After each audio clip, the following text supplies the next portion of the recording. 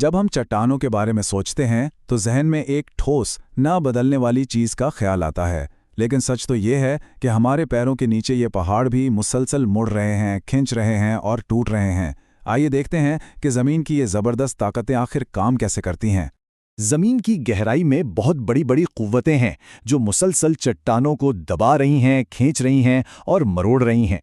ये अमल कोई एक दिन का नहीं बल्कि लाखों सालों पर फैला एक सुस्त रफ्तार ड्रामा है, जिसके नतीजे में वो पहाड़ और वादियां बनती हैं जो हम आज देखते हैं। तो ये सब होता कैसे है? चट्टानों की इस तब्दीली को समझने के लिए हमें दो बुनियादी चीज़ों को जानना होगा। एक है स्ट्रेस और दूसरा है स्ट्रेन। यही वो उसूल हैं जो इस पूरी कहानी की बुनियाद हैं।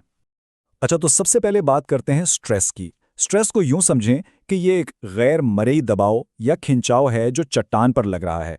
जैसे आप अपने हाथों से गीली मिट्टी को दबाते हैं तो वो कुव्वत जो आप लगा रहे हैं वही स्ट्रेस है, और यही चट्टान में बिगाड़ की असल वजह है। और इस स्ट्रेस का नतीजा क्या निकलता है? वो है स्ट्रेन। जब स्ट्रेस की वजह से चट्टान की शक्ल, उसका साइज या उसका हुज्म बदल जाता है तो उसे स्ट्रेन कहते हैं। यानी आसान लफ्जों में कहें तो स्ट्रेस वजह है और स्ट्रेन उसका असर है। यहाँ एक दिलचस्प बात यह है कि हर चट्टान दबाव पर एक जैसा रद्द-ए-अमल नहीं देती। कुछ चट्टानें खासतौर पर ज्यादा दर्जा हरारत और गहराई में टूटने के बजाय मुड़ जाती हैं, बिल्कुल एक हरी लचकदार टहनी की तरह। इसे कहते हैं डक्टाइल डिफॉर्मेशन। दूसरी तरफ जो चट्टानें सतह के करीब होती हैं, जहां दर्जा हरारत कम होता है, वो एक सूखी टहनी की तरह चट कर टूट जाती हैं।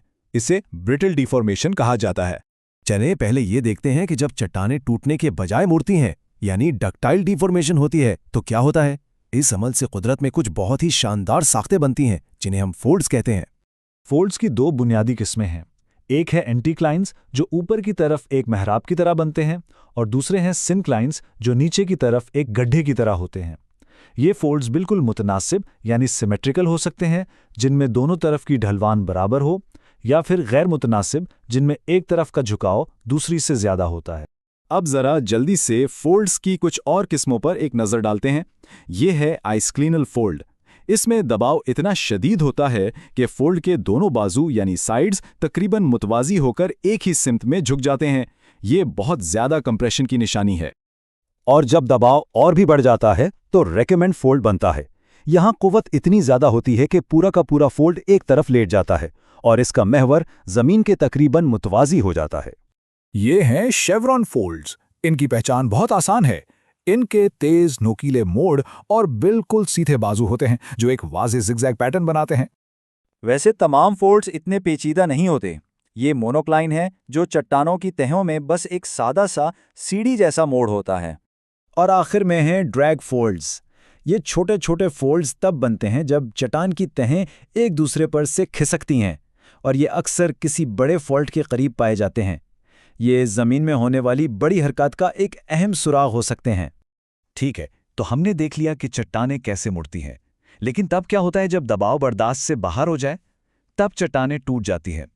अब हम दाखिल हो रहे हैं ब्रिटल डिफॉर्मेशन की दुनिया में, जो कहीं ज्यादा अचानक और ड्रामेटिक होती है। फॉल्ट्स को समझने के लिए दो नाम बहुत अहम हैं। फॉल्ट वो दरार है जिसके साथ चट्टान हरकत करती है। इस दरार के ऊपर वाले ब्लॉक को कहते हैं हैंगिंग वॉल और नीचे वाले को फुटवॉल। ये नाम कानकनी की दुनिया से आए हैं और फॉल्ट्स की अक़साम को समझने के लिए ये बहुत ज़रूरी हैं। अच्छा, तो इन ब्लॉक्स की हरकत की बुनियाद पर फॉल्ट्स की तीन बड़ी किस्में हैं। पहला नॉर्मल फॉल्ट, जिसमें हैंगिंग वॉल नीचे की तरफ खिसकती है। ये तब होता है जब जमीन की सतह खींच रही हो। दूसरा है रिवर्स फॉल्ट, जिसमें हैंगिंग वॉल ऊपर की तरफ चढ़ती है। ये दबने वाली कुव्वतों की वजह से होता है। और तीसरा है स्ट्राइक स्लिप फॉल्ट, जिसमें ब्लॉक्स एक दूसरे के आगे पीछे अफकी तौर पर खिसकते हैं, जैसे दो गाड़ियां एक दूसरे के बराबर से गुजर रही हों। फॉल्स के अलावा चट्टानों में जॉइंट्स भी होते हैं। ये भी दरारें ही हैं, लेकिन इनमें कोई खास हरकत नहीं होती।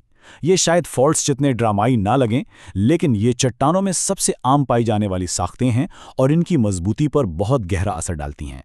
तो सवाल यह है कि माहिरीन इन बड़ी ताकतों के सबूत ज़मीन पर कैसे तलाश करते हैं। ये काम बिल्कुल एक अर्जियाती जासूसी की तरह है। आइए देखते हैं कि वो कौन से सुराग हैं जिनसे माहिरीन अर्जियात ज़मीन की तारीख का पता लगाते हैं। देखें, फॉल्ट्स अक्सर ज़मीन के नीचे छुपे होते हैं, लेकिन वो अपने पीछे कई सुराग छोड़ जाते हैं। माहिरीन लंबी सीधी वादियां तलाश करते हैं या चट्टानों की तहों में अचानक कटाव देखते हैं। फॉल्ट जोन में अक्सर कुचली हुई चट्टान मिलती है, जिसे ब्रेशिया कहते हैं, या बारीक मिट्टी, जिसे गॉज कहते हैं। कभी कभी उन्हें पॉलिश शुदा सतहें भी मिलती हैं, जिन पर खराशें होती हैं, जो बताती हैं कि चट्टानें किस सिमत में खिसकी थीं। और जॉइंट्स का क्या? ये कोई बेतरतीब दरारें नहीं होती। ये अक्सर एक खास पैटर्न में, एक ही सिमत में बनती हैं। माहिरीन इन पैटर्न्स का मुताला करते हैं। इनकी सिमत क्या है, इनके बीच फासला कितना है, और ये कि क्या वो खाली हैं या उनमें कोई मादनियात भरी हुई हैं। हर तफसील इस चट्टान पर लगने वाले दबाव की पूरी कहानी सुनाती है। अच्छा, ये सब जानना सिर्फ इल्मी दिलचस्पी की बात नहीं है। इन आर्जियाती साख्तों को समझना हकीकी दुनिया में, खास तौर पे इंजीनियरिंग और हमारी हिफाजत के लिए बहुत ही ज़्यादा अहम है।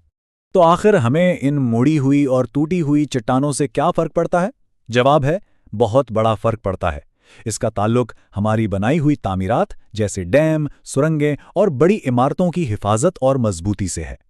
देखें, हर अर्जियाती साख्त अपने साथ कुछ खतरात लाती है।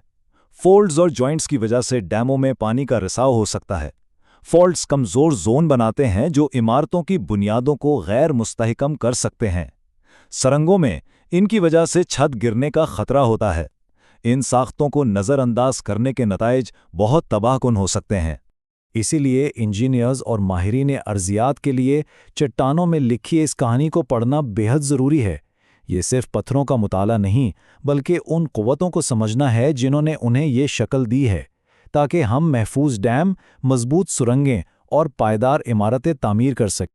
तो अगली बार जब आप किसी पहाड़ को देखें या सड़क के किनारे किसी चट्टान की कटाई को देखें, तो एक लम्हे के लिए रुकें। ज़मीन एक तारीख की किताब की तरह है जो नाकाबिले तसव्वुर क़ुव्वतों की कहानियों से भरी पड़ी है। ज़रा सोचिए, आपके आसपास का मंजरनामा क्या कहानी सुना रहा है।